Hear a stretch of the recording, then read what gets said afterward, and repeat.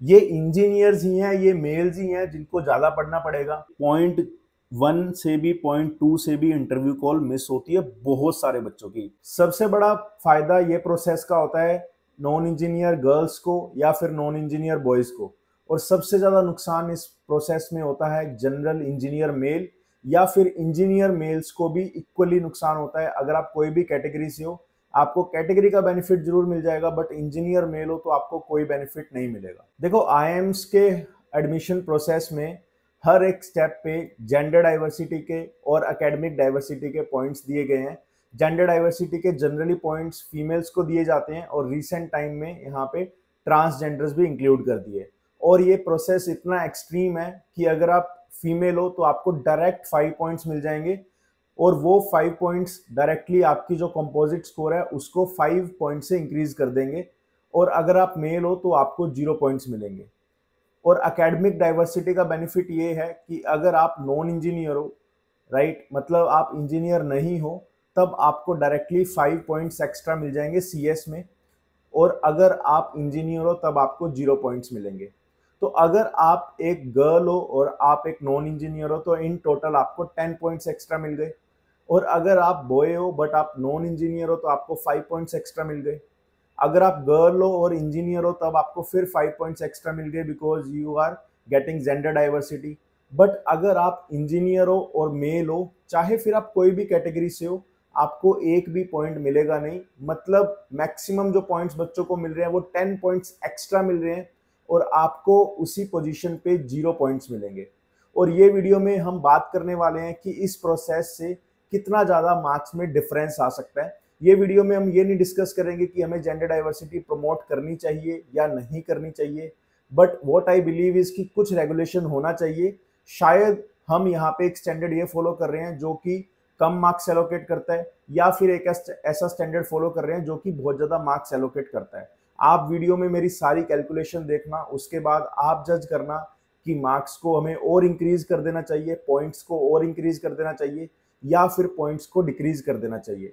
और मेरे पास इतनी स्टोरीज हैं जहाँ पे इंजीनियर्स ने 99.5, 99.6, 99.8 मार्क्स स्कोर किए, तब भी वो टॉप 20 स्कूल्स में नहीं पहुंच पाए, वो टॉप 10 20 स्कूल्स में भी नहीं पहुंच पाए। On the other hand, I have a lot of stories from non engineers, from girls who have cracked these top 10 B schools with very decent percentile, that is 95, 96, 97, 98, same B school।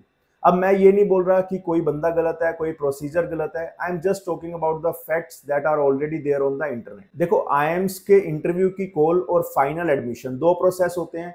IIMs के interview की call के लिए composite score calculate होता है, और IIMs के final admission के लिए भी एक कंपोजिट स्कोर कैलकुलेट होता है। अब दोनों ही कंपोजिट स्कोर में ना कैलकुलेशन के टाइम आपको एकेडमिक डाइवर्सिटी के पॉइंट्स जो 5 हैं वो नहीं दिए जाते। अगर वो दिए जाते तो उनका इम्पैक्ट बहुत कम आता। जो आपका कंपोजिट स्कोर है जितना भी आएगा उसको डायरेक्ट 5 पॉइंट से इंक्रीज कर देते हैं वो लोग, और वहां से जो कैट के मार्क्स का डिफरेंस है वो बहुत ज्यादा बन जाता है। सिंपल सी भाषा में कहूं कि अगर आप एक इंजीनियर मेल हो और एक गर्ल है नॉन इंजीनियर, तो अगर आपको दोनों को सेम कंपोजिट स्कोर चाहिए तो एक इंजीनियर मेल को 20 to 25 मार्क्स एक्स्ट्रा चाहिए depending on that year papers, right. But generally 20 से 25 मार्क्स एक्स्ट्रा एक जनरल इंजीनियर मेल को चाहिए अगर वो सेम लेवल पे आना चाहता है एक गर्ल नॉन इंजीनियर के कंपैरिजन में। और सेम बॉयज के साथ है, अगर आप एक नॉन इंजीनियर बॉय हो और आप अगर सेम लेवल पे आना चाहते हो तो आपको एटलीस्ट 12-13 नंबर एक्स्ट्रा चाहिए। और अगर मैं इसको दूसरे शब्दों में बोलूं तो मैं ये बोल सकता हूं कि अगर आप एक गर्ल हो और आप एक नॉन इंजीनियर हो या फिर इंजीनियर भी हो, आप 0 मार्क्स भी अटेम्प्ट करके आओगे तो कंपोजिट स्कोर में फिर भी आपको 20-25 मार्क्स का फायदा मिलने ही वाला है। तो अगर आप कैट के लिए कुछ भी नहीं पढ़ोगे, already you are getting an advantage of 20-25 marks. तो अगर कोई गर्ल्स है, कोई नॉन इंजीनियर है, वो ये रोते रहते हैं कि मार्क्स को कैसे इंप्रूव करना है, आपके 15 से लेके 25 मार्क्स तो ऑलरेडी ही इंक्रीज है कंपेयर टू नॉन। आपके 15 से लेके 25 मार्क्स ऑलरेडी इंक्रीज हैं compare to engineers.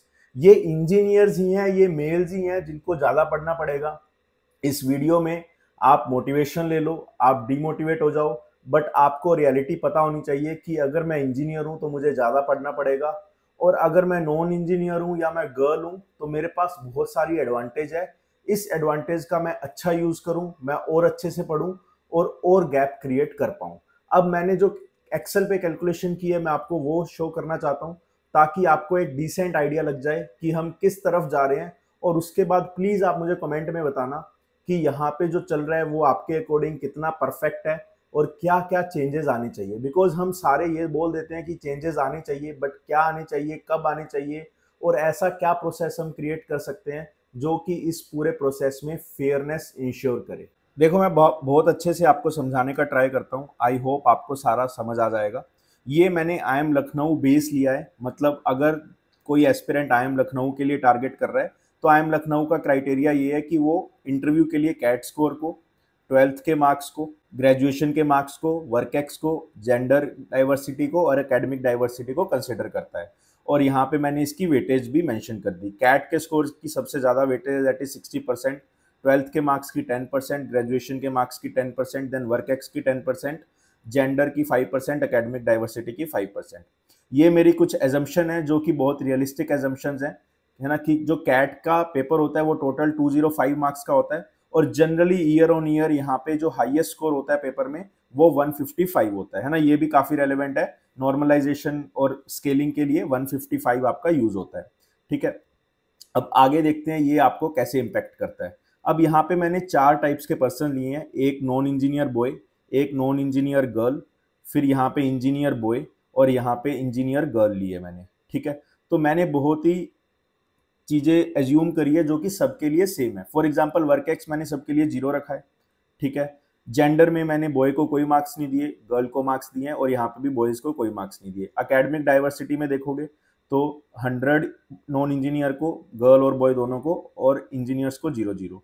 Graduation marks में मैंने सबको फुल दे दिए और 12th मार्क्स में सबको फुल दे दिए। सो दैट मीन्स कि सारे अकेडमिक वाइज, है ना, इक्वली कैपेबल है और सबका वर्क एक्स भी इक्वल है, दैट इज 0-0-0।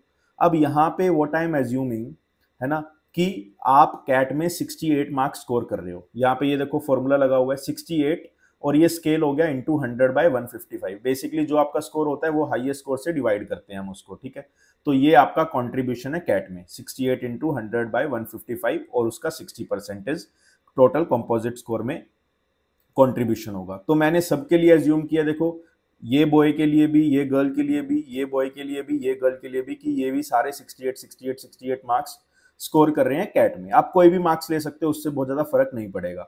अब मैंने कंपोजिट स्कोर कैलकुलेट करने का ट्राई किया और कंपोजिट स्कोर क्या होता है, इस स्कोर, ये स्कोर एक बेंचमार्क होता है ना। इस स्कोर के अकॉर्डिंग आपको इंटरव्यू के लिए बुलाया जाता है या रिजेक्ट किया जाता है। तो अगर सब कुछ सेम है, राइट, सबका सब कुछ सेम है और सब 68 मार्क्स स्कोर कर रहे हैं, तो नॉन इंजीनियर बॉय का कंपोजिट स्कोर 51 है, नॉन इंजीनियर गर्ल का कंपोजिट स्कोर 5 पॉइंट्स देखो डायरेक्ट एक्स्ट्रा है, और इंजीनियर बॉय का 46 है और इंजीनियर गर्ल का 51 है। तो अगर गर्ल और गर्ल में कंपेयर करें तो यहाँ पे देखो 5 पॉइंट्स का फर्क है दोनों में, और बॉय, इंजीनियर बॉय और इंजीनियर नॉन इंजीनियर गर्ल को कंपेयर करें तो 10 पॉइंट का डिफरेंस है, जो मैं आपको बता रहा था कि ये डायरेक्टली 5 पॉइंट्स आपका सीएस में बढ़ा देता है। ठीक है, अब इतना बात तो ठीक है, जो भी यहाँ पे आया उससे कोई दिक्कत नहीं है मुझे, राइट, क्योंकि ये एक क्राइटेरिया है आई एम लखनऊ का और बाकी कॉलेजेस का भी सेम ही क्राइटेरिया है। और आपको मैं एक चीज बता दूं जिनको नहीं पता, कि .1 से भी .2 से भी इंटरव्यू कॉल मिस होती है बहुत सारे बच्चों की। मैं ये नहीं बोल रहा कि सिर्फ 1-2 बच्चे होते हैं। अगर ये CS जो बन रहा है यहाँ पे 51 की जगह किसी का 50 हो जाए ना, तो इस एक पॉइंट के डिफरेंस पे हजारों बच्चे प्रोसेस से निकल जाते हैं। Believe me, more than 1000 students get out just because of 1 mark difference. तो ये एक मार्क का इतना डिफरेंस होता है। यहाँ पे तो देखो 5-5 और 10-10 मार्क्स का डिफरेंस है।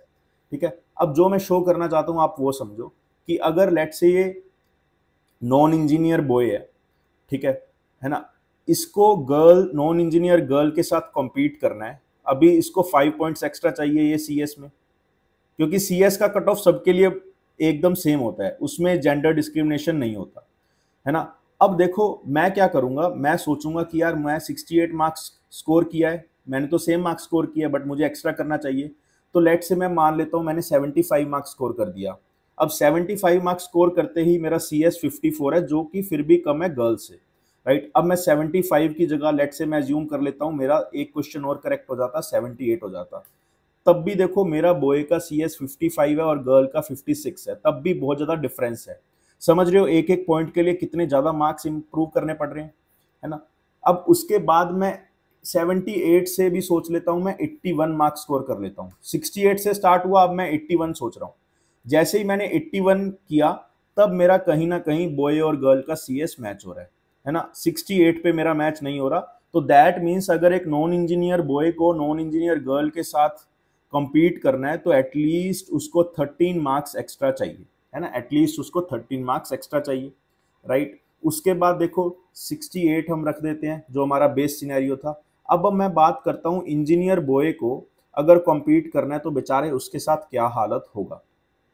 इंजीनियर बॉय ने 68 मार्क्स स्कोर किए। अब लेट से मैं डायरेक्ट इसको 13 मार्क्स का जंप करवा देता हूँ, है ना। तो ये इंजीनियर गर्ल के साथ तो compete कर गया, बट अगर इसको नॉन इंजीनियर गर्ल के साथ compete करना है तो इसके लिए 81 मार्क्स भी बहुत ज़्यादा कम है। इसको और बढ़ाना पड़ेगा, 90 अगर कर दूं तब भी कम है ना। 90 से भी और बढ़ाना पड़ेगा, 94 के अराउंड कर दूं, हाँ तब देखो तब ऑलमोस्ट इक्वल आ रहा है। तो इसका क्या मतलब है कि अगर आप एक इंजीनियर बॉय हो तो आपको कितने मार्क्स एक्स्ट्रा चाहिए, आपको अराउंड इतने मार्क्स एक्स्ट्रा चाहिए, 26 मार्क्स एक्स्ट्रा। और आई वुड से कि अगर आप एक नॉन इंजीनियर गर्ल हो तो आप ऑलरेडी आपको इतना एडवांटेज क्लियर मिल रहा है कैट के मार्क्स में, आप 26 मार्क्स आगे हो एक इंजीनियर बॉय से, और आप अराउंड 12-13 नंबर आगे हो एक नॉन इंजीनियर बॉय से, ठीक है। अब जो मैं आपको दिखाना चाहता हूं दूसरी चीज उसको भी देखो। ये है हमारा 5 पॉइंट्स।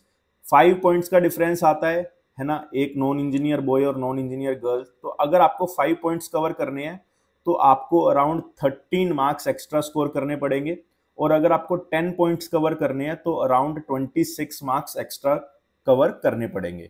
तो इंजीनियर मेल को 26 पॉइंट्स एक्स्ट्रा कवर करने पड़ेंगे भाई, और नॉन इंजीनियर मेल को अराउंड 13 मार्क्स एक्स्ट्रा स्कोर करने पड़ेंगे।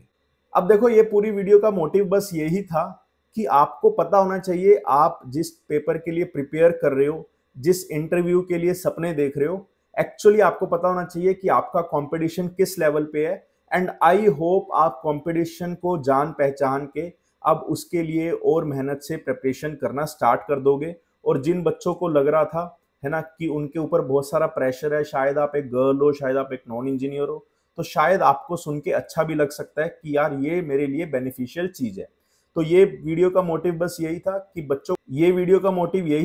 बच्चों को अवेयर करना, है ना, कि कंपटीशन किस लेवल का है, क्राइटेरिया किस लेवल का है, आपको कितनी एडवांटेज मिलेगी, कितनी डिसएडवांटेज मिलेगी, सो दैट आपको जब सब कुछ पता होगा तो आप अपनी प्रिपरेशन को और बैलेंस कर सकते हो और अच्छे से उस चीज़ों को प्रिपेयर कर सकते हो। Thank you, bye bye. I hope आपको वीडियो अच्छी लगे।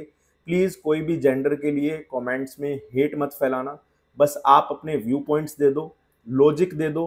लॉजिक क्लियर होगा तो बात आगे भी कहीं पहुंचेगी, तो वो आगे वाले अगर कोई ऑफिशियल के पास पहुंचेगी तो उनको भी देख के अच्छा लगेगा, राइट। बिना लॉजिक की बातें करोगे कि चेंज होना चाहिए, ये है वो है, उसका कोई मैटर नहीं करता। अगर आपके पास कोई एक बेटर मेथड है एकेडमिक डाइवर्सिटी या जेंडर डाइवर्सिटी को हैंडल करने का, तो वो भी आपको कमेंट्स में डालना चाहिए। Thank you, best of luck for your exams, bye bye.